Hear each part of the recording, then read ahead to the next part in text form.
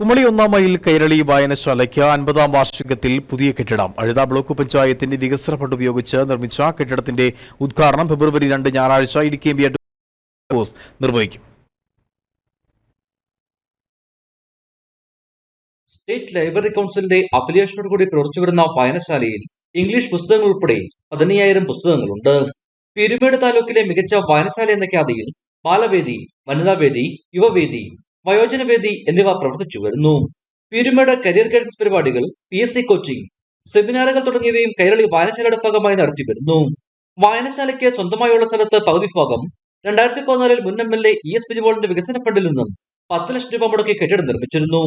ഞായറാഴ്ച ഉദ്ഘാടനം ചെയ്യുന്ന പുതിയ കെട്ടിടം ബ്ലോക്ക് പഞ്ചായത്ത് അംഗം ഷാജി പെരടത്തിന്റെ വികസന ഫണ്ടിൽ നിന്നും 10 ലക്ഷം രൂപ മുടക്കി നിർമ്മിച്ചതാണ്. കൈരളി വായനശാലയ്ക്ക് വേണ്ടി Azhutha block panchayat spring valley division member Shri Shaji പൈനാടത്തിൻ്റെ ഫണ്ട് ഉപയോഗിച്ച് നിർമ്മിച്ച പുതിയ കെട്ടിടത്തിൻ്റെ ഉദ്ഘാടനം 2025 ഫെബ്രുവരി 2-ാം തീയതി ഞായർ 11:30 ബഹുമാനപ്പെട്ട ഇടുക്കി MP അഡ്വക്കേറ്റ് ഡീൻ കുര്യാക്കോസ് അവർ നിർവഹിക്കുന്നതാണ്.